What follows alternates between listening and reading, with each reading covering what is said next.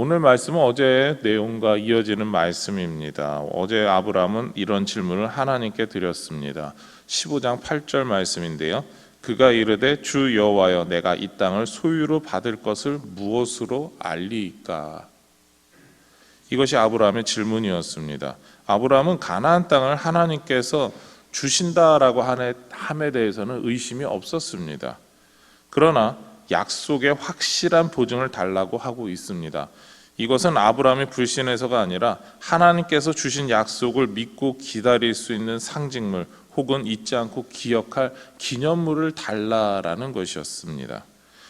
그러자 하나님께서는 언약의 체결을 준비하라라고 하셨죠. 그래서 9절부터 11절에 나오는 것처럼 아브라함은 제사를 준비하였습니다. 그리고 하나님의 답변을 기다리고 있었죠. 성경은 최소한 한나절, 바로 뜨거운 한낮이 지났음을 보여줍니다. 그리고 해가 서편으로 지기 시작했습니다. 12절 말씀입니다. 해 질 때에 아브라함에게 깊은 잠이 임하고 큰 흑암과 두려움이 그에게 임하였더니, 아브라함은 한나절 기다리는 동안 하나님의 대답이 더뎌짐에 대해 불안했던 것 같습니다. 하나님의 답변이 이렇게 늦을 리가 없는데 라는 것이죠. 조바심을 가졌습니다. 이때 우리가 같이 읽은 말씀처럼 깊은 잠이 찾아오게 됩니다. 이것은 아브라함이 피곤해서 잠들었음을 의미하지 않습니다. 하나님과 단절된 마음과 상태를 뜻하죠. 그래서 홀로 흑암 가운데 던져진 것 같은 마음이 들고 두려움을 느끼게 된 것입니다. 하나님과 친밀한 관계를 갖고 살고 있었던 아브라함에게는 생소하고 두려운 시간이었을 것입니다. 바로 이때 하나님께서 아브라함을 찾아오셔서 말씀하십니다.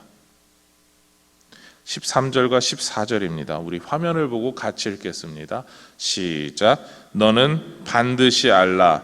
내 자손이 이방에서 계기되어 그들을 섬기겠고 그들은 400년 동안 내 자손을 괴롭히리니 그들이 섬기는 나라를 내가 징벌할지며 그 후에 내 자손이 큰 재물을 이끌고 나오리라. 아멘. 하나님께서는 이스라엘 백성들이 400년 동안 애굽에서 살게 될 것을 말합니다. 그것도 단순히 살다 오는 게 아니라 종살이 할 것을 이야기하고 그 후에 하나님께서 가나안 땅으로 인도해 주신다라고 말씀하고 있습니다. 바로 그 삶이 아브라함이 경험한 깊은 잠, 흑암, 두려움과 같은 하나님의 단절을 아브라함의 자손들이 맛보게 될 것이다 라고 알려주시는 겁니다.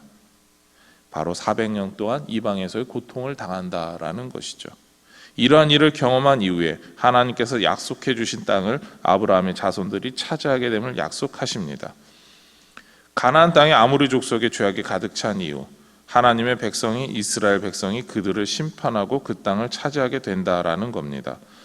바로 하나님께서는 아브라함의 질문, 확실한 증거가 무엇이냐라고 물어봄에 대해서 이와 같이 답변해 주신 겁니다. 그리고 아브라함이 아니라 아브라함의 자손들이 이 땅을 차지하게 된다라는 것이죠.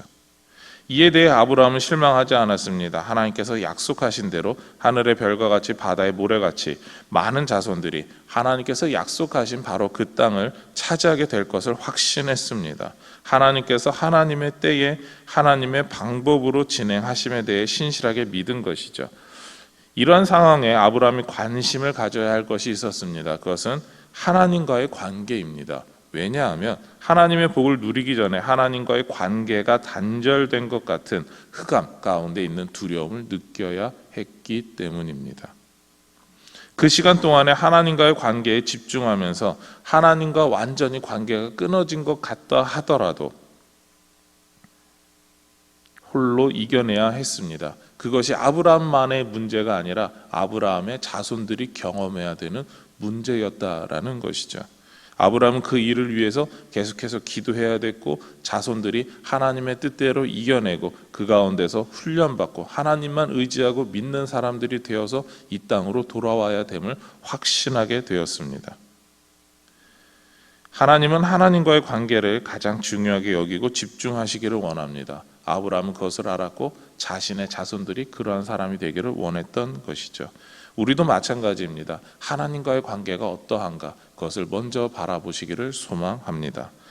하나님과의 관계에 집중하기를 하나님께서 원하신다라고 말씀하시고 이제 하나님과 언약을 맺을 때가 되었습니다. 아브라함이 원한 더 확실한 언약의 보증이 맺어지는 때입니다. 그래서 하나님은 자신의 특별한 모습을 통하여서 아브라함과 언약을 맺으셨습니다. 17절 말씀 우리 같이 읽겠습니다. 시작. 해가 져서 어두울 때에 연기 나는 화로가 보이며 타는 횃불이 쪼갠 고개 사이로 지나더라. 아멘.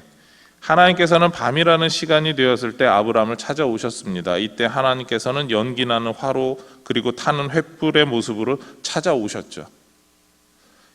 그런데 언약을 맺는 하나님께서는 특이한 일을 하시게 됩니다. 그것은 하나님께서 쪼갠 고개 사이로 직접 지나가시는 일이었습니다. 언약을 맺을 때 쪼갠 고개 사이로 지나는 일은 지위가 낮은 사람이 행해야 하는 일입니다. 혹은 동등한 지위를 지녔다면 서로 쪼갠 고기 사이 앞에 서서 언약문의 내용을 읽고 그것을 제물을 불태움으로 진행하면 됩니다. 그런데 하나님께서는 오히려 지위가 낮은 사람처럼 행동하고 계십니다. 지위가 낮은 사람처럼 행동하셔서 오히려 하나님께서 더 강조하시는 내용이 있습니다. 아브라함에게 이렇게 말씀하시는 것이죠. 내가 너와 맺은 언약을 반드시 지키겠다. 나는 이 언약을 반드시 지키는 신실한 하나님이다. 겸손하게 낮아지신 하나님이 아브라함에게 내가 반드시 이 언약을 지키는 사람이 되겠다라고 하는 것을 그 행동을 통해서 보여주고 계시는 겁니다. 하나님께서 확실한 약속의 보증을 직접 쪼갠 고기 사이로 하나님 자신이 지나는 것을 통하여서 그 겸손한 모습을 통하여서 강조해주고 계시는 것이죠. 누구도 생각할 수 없었던 겸손의 모습으로 말씀하고 계시는 겁니다. 그리고 하나님은 19절에서 21절에서 열 족속에 대해 이야기를 하십니다. 열 족속을 이야기하시는 이유는 그들이 지금 현재 소유하고 있는 그 땅을 아브라함의 자손에게 주시겠다라는 겁니다.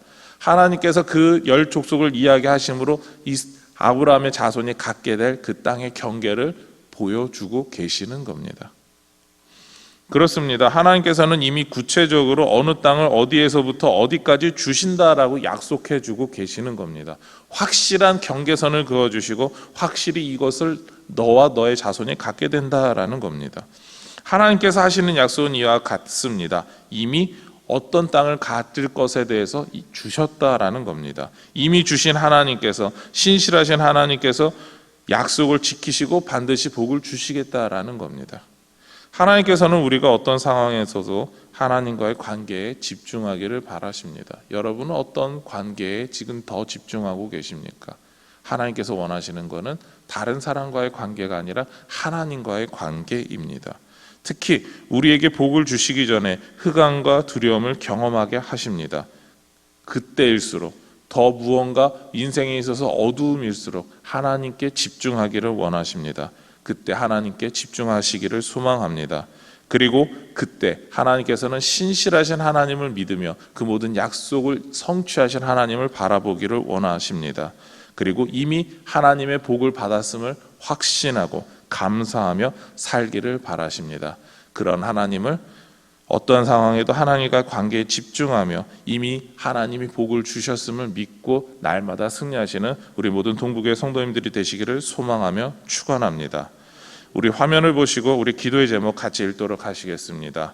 시작. 하나님과 단절된 듯한 밤이 온 것 같아도 하나님과의 관계에 집중하게 하옵소서. 신실하신 하나님께서 이미 주신 것에 대해 감사드립니다. 아멘. 기도하시겠습니다.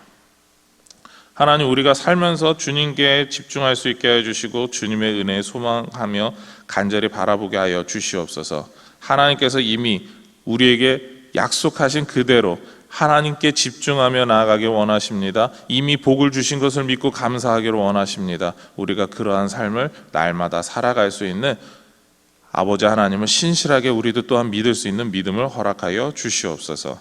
이 모든 것 예수님의 이름으로 기도드립니다. 아멘.